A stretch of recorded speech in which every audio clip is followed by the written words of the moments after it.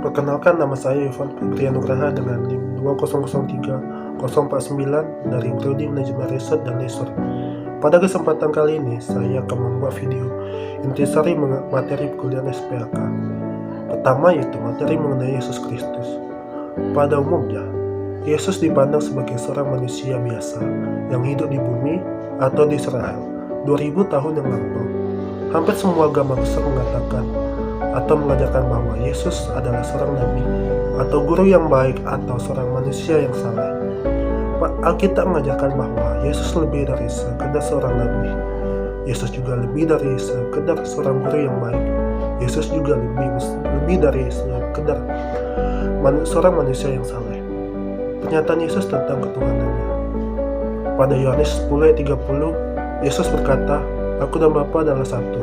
Kemudian dalam Yohanes 14:9, kata Yesus kepadanya, "Telah sekian lama aku bersama-sama kamu, Filipus, namun engkau tidak mengenal aku. Barang siapa telah melihat aku, ia telah melihat Bapa. Bagaimana engkau berkata, tunjukkanlah Bapa itu kepada kami?" Kemudian dalam Yohanes 14:6, kata Yesus kepadanya, "Akulah jalan dan kebenaran dan hidup. Tidak ada seorang pun yang datang kepada Bapa kalau tidak melalui aku." Kemudian dalam Yohanes 13:13, "Kamu menyebut aku guru dan Tuhan, dan katamu itu tepat, sebab memang akulah guru dan Tuhan." Dan dalam Yohanes 17:22, "Dan aku telah memberikan kepada mereka kemuliaan yang engkau berikan kepadaku, supaya mereka menjadi satu sama seperti kita adalah satu." Yesus Kristus mempunyai pekerjaan lain setelah naik ke surga yang berbeda dengan imam-imam lainnya.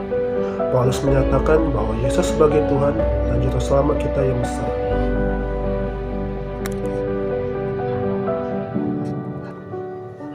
Selanjutnya itu adalah materi mengenai dosa dan keselamatan. Masalah manusia pada saat itu yaitu ketidakpastian, kemudian ketidakmampuan serta kekecewaan. Dosa bukan hanya sebagai suatu perbuatan, tetapi itu adalah potensi atau benih yang ada di dalam tubuh kita. Kata Paulus dalam Roma 7 ayat 17 sampai dengan 20, "Kalau demikian bukan aku lagi yang membuatnya, tetapi dosa yang ada di dalam aku. Sebab aku tahu bahwa di dalam aku, yaitu di dalam aku sebagai manusia, tidak ada sesuatu yang baik. Sebab kehendak memang ada di dalam aku, tetapi bukan hal berbuat apa yang baik. Sebab bukan apa yang aku kehendaki, yaitu yang baik, yang aku berbuat, melainkan apa yang tidak aku kehendaki, yaitu yang jahat, yang aku berbuat. Jadi, jika aku berbuat apa yang tidak aku kehendaki, maka bukan lagi aku yang memperbuatnya, tetapi dosa yang diam di dalam aku." Kemudian Allah bertanya dalam Kejadian 3 ayat 9, "Tetapi Tuhan Allah memanggil manusia itu dan berfirman kepadanya, di manakah engkau? Lalu jika posisi di dalam dia, maka akan memperoleh selamat. Tetapi jika posisi di luar dia, maka akan memperoleh binasa." Kemudian manusia berusaha mencari Allah dengan cara agama, ilmu, amal, kebaikan, serta kesalehan. Kemudian ada suatu pertanyaan, kenapakah Yesus harus mati? Jawabannya itu, karena maut harus dilunasi, dan seperti yang kita ketahui bahwa Allah itu adalah Maha Kasih, tetapi Ia juga merupakan Maha Adil. Kalau Ia tidak memenuhi hukum, maka di manakah keadilan dan kasih-Nya? Maka Ia menunjukkan kasih-Nya dengan menggantikan manusia yang seharusnya memikul maut. Maka Ia rela mati di kayu salib. Kemudian materi berikutnya adalah mengenai Alkitab. Berikut adalah ringkasan mengenai Alkitab. Alkitab adalah firman Tuhan. Tuhan berbicara langsung kepada manusia melalui Alkitab. Alkitab ditulis dengan kurun waktu 1600 tahun. Kitab pertama Perjanjian Lama di dalam Alkitab ditulis sekitar tahun 1500 sebelum Masehi. Kemudian kitab terakhir pada Perjanjian Baru di dalam Alkitab ditulis sekitar tahun 1100 sebelum Masehi. Perjanjian Lama dan Perjanjian Baru di dalam Alkitab merupakan saling berkaitan. Kemudian Alkitab merupakan buku yang istimewa karena Alkitab ini merupakan buku terlaris nomor 1 di dunia. Berikutnya, karena Alkitab telah didistribusikan sekitar 19 sejak tahun 1947. Kemudian Alkitab ini diterjemahkan ke dalam lebih dari 800 bahasa. Kemudian Alkitab dimiliki oleh lebih dari 200 negara. Alkitab dalam bahan tulis kuno ada 4. Yang pertama yaitu batu, kemudian ditulis menggunakan tanah liat, kemudian ditulis menggunakan papirus atau tumbuhan. Yang terakhir yaitu Alkitab ditulis menggunakan kulit.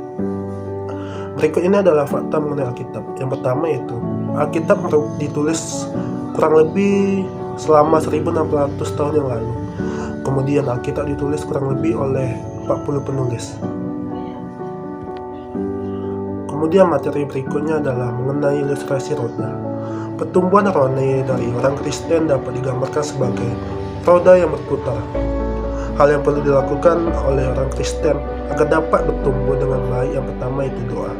Dalam Filipi 4 ayat 6-7 mengatakan, "Janganlah hendaknya kamu khawatir tentang apapun juga, tetapi nyatakanlah dalam segala hal keinginanmu kepada Allah dalam doa dan permohonan dengan ucapan syukur. Damai sejahtera Allah yang melampaui segala akal akan memelihara hati dan pikiranmu dalam Kristus Yesus." Kemudian yang kedua dapat saksi. Dalam Matius 28 ayat 19-20 mengatakan, "Karena itu, pergilah, jadikanlah semua bangsa muridku dan baptislah mereka dalam nama Bapa dan Anak dan Roh Kudus, dan ajarlah mereka melakukan segala sesuatu yang telah kuperintahkan kepadamu. Dan ketahuilah, aku menyertai kamu senantiasa sampai kepada akhir zaman." Yang ketiga dapat sekutuan. Dalam Ibrani 10 ayat 24-25, "Dan marilah kita saling memperhatikan, supaya kita saling mendorong dalam kasih dan dalam pekerjaan baik. Janganlah kita menjatuhkan diri dari pertemuan-pertemuan ibadah kita, seperti dibiasakan oleh beberapa orang. Tetapi marilah kita saling menasihati dan semakin giat melakukannya menjelang hari Tuhan yang mendekat." Selanjutnya yang keempat yaitu firman. Dalam 2 Timotius 3 ayat 16-17 mengatakan, "Segala tulisan yang diilhamkan Allah memang bermanfaat untuk mengajar, untuk menyatakan kesalahan, untuk memperbaiki kelakuan, dan untuk mendidik orang dalam kebenaran. Dengan demikian, tiap-tiap manusia kepunyaan Allah diperlengkapi untuk setiap perbuatan baik." Kemudian roda-roda tersebut memiliki bagian-bagian sebagai berikut. Yang pertama yaitu Kristus sebagai pusat. Dalam Yohanes 15 ayat 5 mengatakan, "Akulah pokok anggur dan kamulah ranting-rantingnya. Barang siapa tinggal di dalam aku dan aku di dalam dia, ia berbuah banyak, sebab di luar aku kamu tidak dapat berbuat apa-apa." Yang kedua yaitu doa. Doa itu sebagai jejari pertama. Dalam Filipi 4 ayat 6-7, "Janganlah hendaknya kamu khawatir tentang apapun juga, tetapi nyatakanlah dalam segala hal keinginanmu kepada Allah dalam doa dan permohonan dengan ucapan syukur. Damai sejahtera Allah yang melampaui segala akal akan memelihara hati dan pikiranmu dalam Kristus Yesus." Kemudian yang ketiga yaitu firman Tuhan sebagai jejari kedua. Dalam 2 Timotius 3 ayat 16-17 mengatakan, "Segala tulisan yang diilhamkan Allah memang bermanfaat untuk mengajar, untuk menyatakan kesalahan, untuk memperbaiki kelakuan, dan untuk mendidik orang dalam kebenaran. Dengan demikian, tiap-tiap manusia kepunyaan Allah diperlengkapi untuk setiap perbuatan baik." Kemudian yang keempat yaitu persekutuan sebagai jejari ketiga. Dalam Ibrani 10 ayat 24-25 mengatakan, "Dan marilah kita saling memperhatikan segala supaya kita saling mendorong dalam kasih dalam pekerjaan baik. Janganlah kita menyatukan diri dari pertemuan-pertemuan ibadah kita, seperti dibiasakan oleh beberapa orang, tetapi marilah kita saling menasihati dan semakin giat melakukannya menjelang hari Tuhan yang mendekat." Kemudian yang kelima dapat saksi sebagai jejari keempat. Dalam Kisah Para Rasul 1 ayat 8 mengatakan, "Tetapi kamu akan menerima kuasa kalau Roh Kudus turun ke atas kamu, dan kamu akan menjadi saksiku di Yerusalem dan di seluruh Yudea dan Samaria dan sampai ke ujung bumi." Kemudian ada Matius 18 ayat 19-20 mengatakan, Karena itu pergilah, jadikanlah semua bangsa muridku dan baptislah mereka dalam nama Bapa dan Anak dan Roh Kudus. Dan ajarlah mereka melakukan segala sesuatu yang telah kuperintahkan kepadamu. Dan ketahuilah, aku menyertai kamu senantiasa sampai kepada akhir zaman. Kemudian yang keenam yaitu ada ketaatan digambarkan sebagai roda.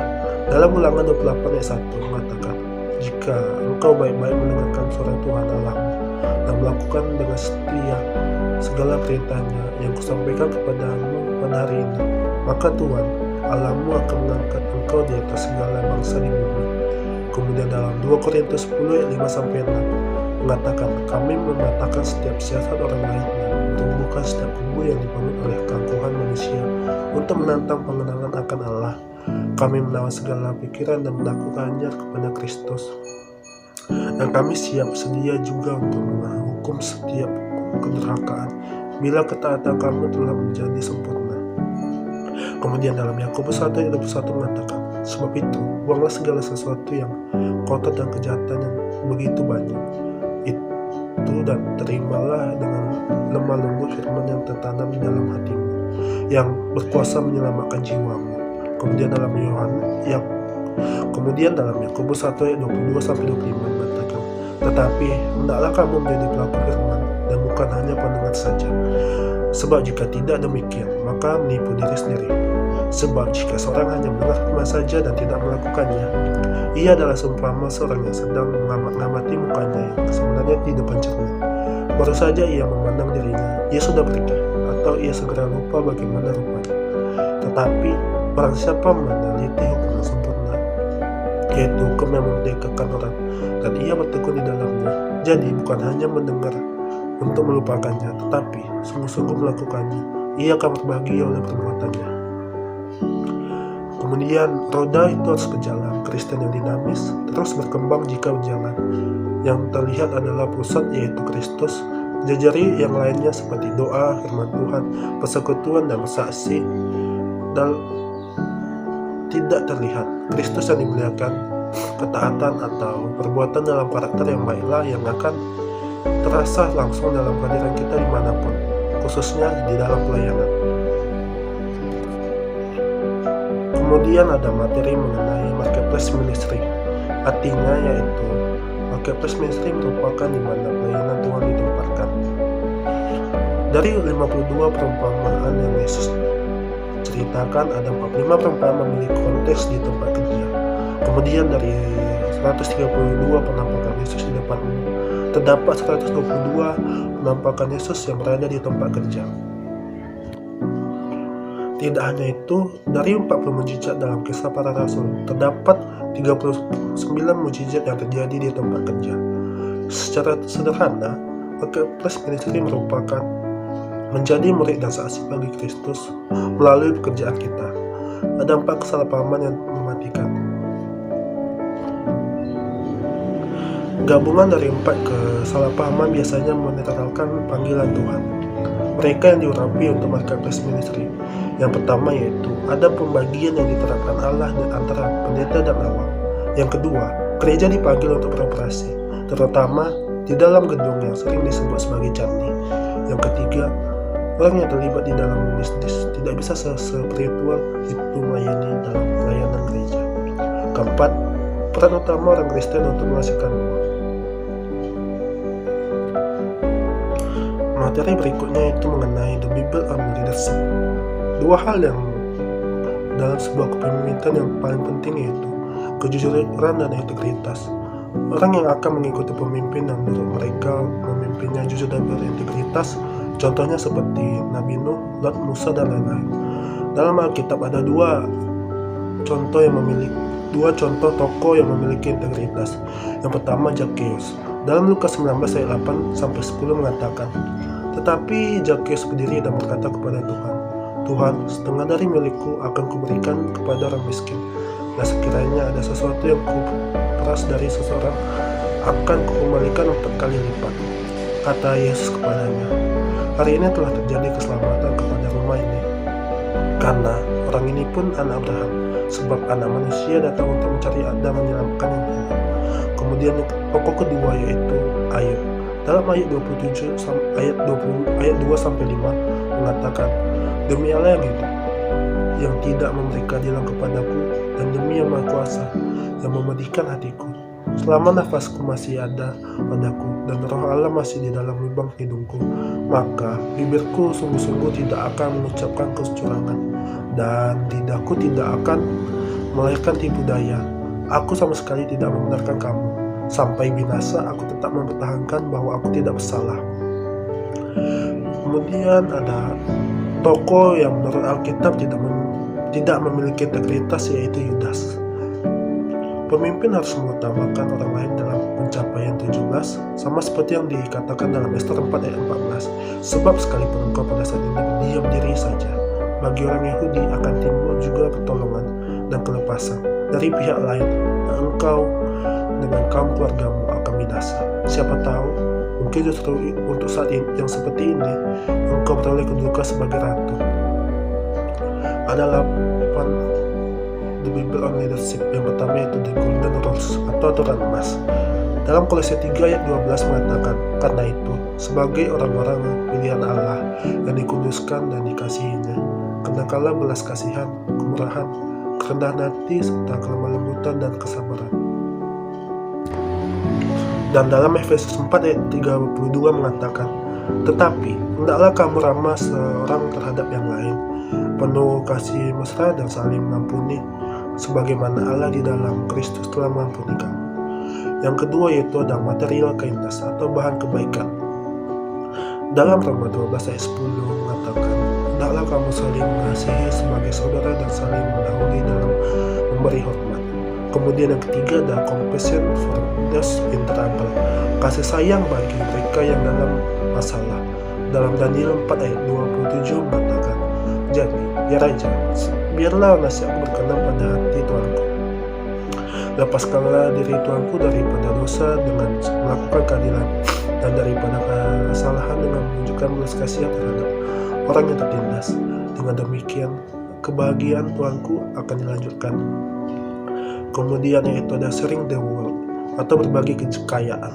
Dalam Lukas 3 ayat 11 mengatakan, jawabnya, barang siapa mempunyai 2 helai baju, hendaklah ia membaginya dengan yang tidak punya. Dan barang siapa mempunyai makanan, hendaklah ia berbuat juga demikian. Selanjutnya yaitu ada kindness to the stranger and the weak atau kebaikan kepada orang asing dan yang lemah. Dalam Imamat 19 ayat 33 mengatakan, apabila seorang asing tinggal padamu di negerimu, janganlah kamu menindas dia. Kemudian dalam Lukas 10 ayat 34-35 mengatakan, ia pergi kepadanya lalu membalut luka-lukanya, sesudah ia menyirami dengannya dengan minyak dan anggur. Kemudian ia menaikkan orang itu ke atas keledai tunggangannya sendiri, lalu membawanya ke tempat penginapan dan merawatnya. Keesokan harinya ia menyerahkan 2 dinar kepada pemilik penginapan itu. Katanya, rawat dia, dan jika kau belanjakan lebih dari ini, aku akan menggantinya waktu aku kembali. Kemudian ada forgiveness atau pengampunan. Dalam Lukas 6 ayat 35 mengatakan, tetapi kamu kasihilah musuhmu dan berbuat baik kepada mereka, dan pinjamkan dengan tidak mengharapkan balasan, maka upamu akan besar dan kamu akan menjadi anak-anak Allah yang maha tinggi, sebab ia baik terhadap orang-orang yang tidak tahu berterima kasih dan terhadap orang-orang jahat. Kemudian yaitu caring and empathy atau peduli dan empati. Dalam Matius 18 ayat 12-13 mengatakan, bagaimana pendapatmu jika seorang mempunyai 100 ekor domba dan seekor diantaranya sesat, tidakkah ia akan meninggalkan yang 99 ekor di pegunungan dan pergi mencari yang sesat itu? Dan aku berkata kepadamu, sesungguhnya jika ia berhasil menemukannya, lebih besar kegembiraannya atas yang seekor itu daripada atas yang ke-99 ekor yang tidak sesat. Kemudian yaitu ada love atau kasih. Dalam 1 Tesalonika 2 ayat 7-9, tapi kamu berlaku ramah di antara kamu, sama seperti seorang ibu mengasuh dan merawati anaknya. Demikianlah kami dalam kasih sayang yang besar akan kamu. Bukan saja rela membagi anaknya, membagi Injil Allah dengan kamu, tetapi juga hidup kami sendiri dengan kamu. Karena kamu telah kami kasihi, sebab kamu masih ingat saudara-saudara akan usaha dan jerih lelah kami. Sementara kami bekerja siang malam supaya jangan menjadi beban bagi siapapun juga di antara kamu. Kami memberitakan Injil kepada kamu. Kemudian dalam Kolose 3 ayat 12-14 mengatakan, karena itu sebagai orang-orang pilihan Allah yang dikuduskan dan dikasihinya, kenakanlah belas kasihan, kemurahan, kerendahan hati, kelemah lembutan, dan kesabaran. Sabarlah kamu seorang terhadap yang lain, dan ampunilah seorang akan yang lain apabila seorang menaruh dendam terhadap yang lain. Sama seperti Tuhan telah mengampuni kamu berbuat jugalah demikian. Dan di atas semuanya itu, kenakanlah kasih sebagai pengikat yang mempersatukan dan menyempurnakan. Kemudian ada kerendahan hati dan kerjasama tim. Alkitab mengingatkan kita bahwa semua bagian tubuh, betapapun agungnya maupun rendah hati, sama pentingnya fungsinya. Mata tidak bisa berkata ke tangan, aku tidak membutuhkanmu, dan kepala tidak bisa berkata kepada kaki, aku tidak membutuhkanmu. Sebaliknya, bagian-bagian tubuh yang tampaknya menjadi yang lebih lemah sangat diperlukan, dan bagian-bagian yang kita anggap kurang terhormat kita perlakukan dengan kehormatan khusus. Seharusnya perpecahan dalam tubuh, tapi bahwa bagian-bagian memiliki perhatian sama satu sama lainnya. Kemudian ada kerendahan hati yang terbayar. Raja Salomo dimasukkan ke dalam tes kerendahan hati ketika Tuhan datang kepadanya dalam mimpi dan berkata, mintalah apapun yang Anda ingin saya berikan kepada Anda. Salomo bisa saja seperti Raja Midas dan meminta semua yang disentuhnya diubah menjadi emas. Tetapi sebaliknya, ia dengan rendah hati meminta kebijaksanaan.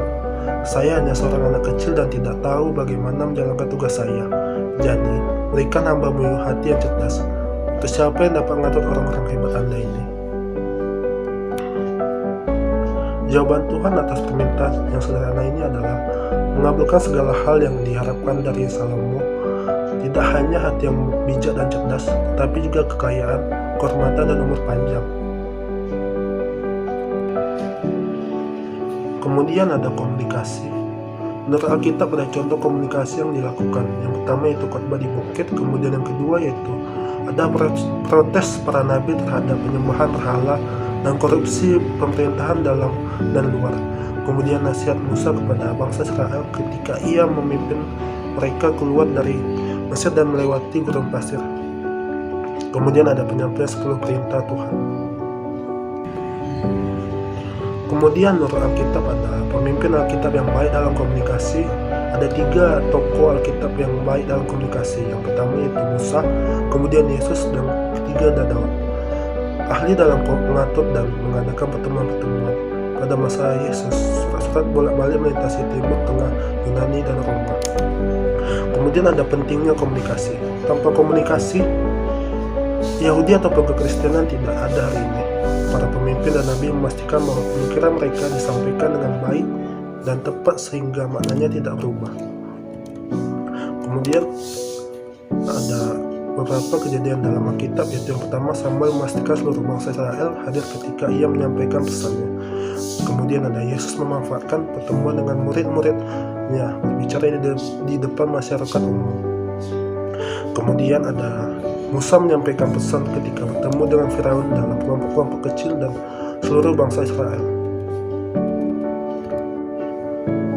Baik, sekian yang dapat saya sampaikan. Mohon maaf jika ada kesalahan. Terima kasih.